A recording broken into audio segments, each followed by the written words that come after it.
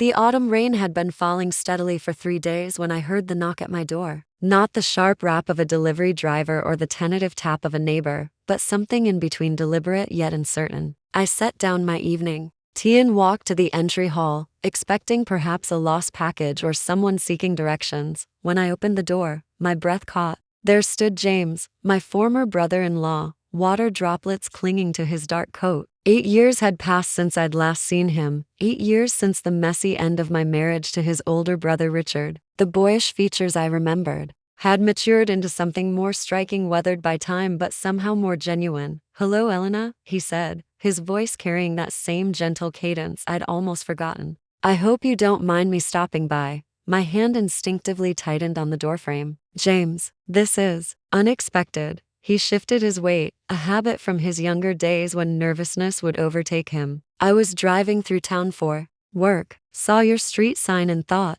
He paused, searching for words. "I thought maybe we could talk. If you're not busy." Part of me wanted to politely decline and retreat to the safety of my evening routine. The divorce had been painful enough without reopening old connections, but something in his expression, a mixture of hope and hesitation, made me step aside. "Comin' out of the rain," I said softly. He entered carefully, as if crossing sacred ground. The house had transformed completely since his last visit. Gone were the heavy curtains and dark furniture Richard had preferred. I'd painted the walls in warm creams and soft blues, filled the space with plants and books and the things that made me feel alive again. "You've made it beautiful," James observed, taking in the changes. "It feels like you now." I led him to the kitchen, busying myself with preparing another cup of tea. "Chamomile and honey," I said, placing the steaming mug before him. "I remember you always liked herbal teas," he smiled, wrapping his hands around the warmth. "You remember that?" "I remember more than I probably should." We settled at my small dining table, the one I'd bought after the divorce, round instead of rectangular, intimate instead of formal. The silence stretched between us, not uncomfortable but loaded with years of unspoken history. "I heard about the divorce," James finally said. "I wanted to reach out, but I wasn't sure if it was appropriate." I stirred my tea slowly, watching the honey dissolve. "It's been 4 years now. I've built a good life.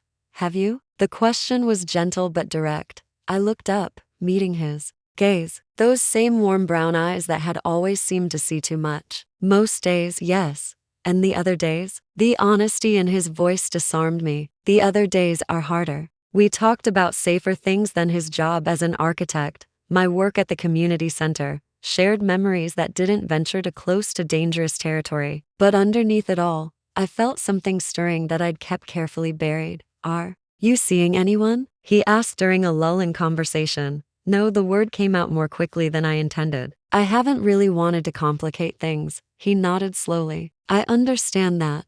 What about you?" "No one serious. Hard to find. Someone who measures up to." He stopped himself, but the unfinished sentence hung in the air between us. The kitchen had grown dim as we talked, evening settling around us like a blanket. I rose to turn on the lights, but James caught my hand as I passed his chair. "Elena," he said quietly, "can I tell you something I should have said years ago?" My pulse quickened, but I didn't pull away. "I'm not sure that's wise." "Maybe not. But I think about the regret of not saying it more than I think about the risk of saying it now." I remained standing, his hand still holding mine. The touch was warm, familiar in a way that surprised me. "I always thought Richard was the luckiest man in the world," he continued. "Not because of the business success, or the house, or any of that, because he had you. And I watched him take that for granted day after day, year after year." "James, let me finish, please." His thumb traced across my knuckles. "I watched you light up every room you entered. I watched you remember everyone's birthday, help with homework, listen to problems that weren't even yours to solve. And I watched him barely notice." Tears pricked at my eyes, not from sadness but from the validation I hadn't realized I'd been craving. "You were the heart of that family," he said. "And when you left, everything fell apart, including me, if I'm being honest." I sank back into my chair, overwhelmed by the intensity of his words. "I used to lie awake at night," he continued, "wondering what would have happened if I'd met you first. If things had been different." "But they weren't different," I whispered. "No, they weren't, but they are now." The words settled between us like a bridge neither of us was quite ready to cross. I pulled my hand free, needing the space to think clearly. This is complicated, James. We have history, family connections. We do. And I'm not asking you to ignore that or pretend it doesn't matter. He leaned forward slightly. I'm just asking you not to dismiss this because of it. I stood and walked to the window, looking out at the rain-soaked street. I spent so many years trying to be what Richard needed, what everyone needed. I lost track of what I wanted. What do you want now? The question was simple, but it struck. At the core of everything I'd been avoiding, I turned back to face him. I want to feel alive again, I admitted. I want to matter to someone the way they matter to me. James rose and crossed to where I stood. He didn't touch me, but his presence was warm and steady beside me. You matter to me, Elena. You always have. When I looked into his eyes, I didn't see Richard's younger brother anymore. I saw a man who had grown into someone thoughtful and patient. Someone who saw me as more than just a role to fill. I can't promise this won't be messy, I said quietly. I'm not asking for promises. I'm just asking for a chance. The rain had stopped while we talked, leaving the world outside clean and glistening under the streetlights. Something had shifted. In the space between us, not just possibility, but permission to explore what that possibility might mean. Would you like to have dinner tomorrow? James asked, as he prepared to leave. I considered all the reasons to say no, all the complications that lay ahead. Then I thought about the woman I'd been before marriage taught me to shrink, before disappointment taught me to expect less.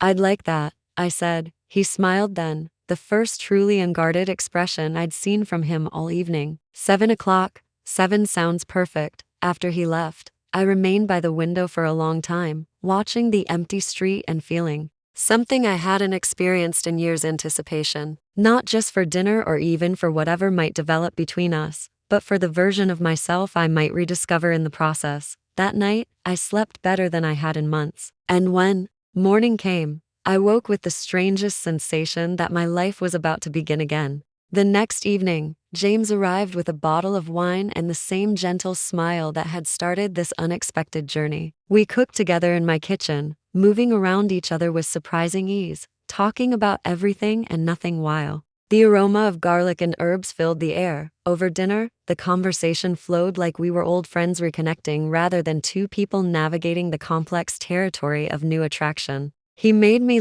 really laugh in a way I'd forgotten I could. I have a confession, he said as we lingered over dessert. Should I be worried? I didn't just happen to be driving through town, he admitted with a sheepish grin. I've been thinking about you for months. I finally worked up the courage to look up your address. I should have been alarmed by this admission, but instead I felt oddly touched by his honesty. And what if I'd turned you away at the door? I asked. Then at least, I would have known I tried. There was something beautiful about his willingness to be vulnerable, to risk rejection for the possibility of connection. It reminded me of who I used to be, before I learned to play it safe. I'm glad you took the risk, I said. Later, as we cleaned dishes together, our hands brushed under the soapy water, and neither of us pulled away. The simple contact sent warmth spreading through me, a reminder of how long it had been since someone's touch felt like coming home. Elena, James said softly, setting down the dish he'd been drying. I turned to face him, suddenly aware of how close we were standing in the small kitchen.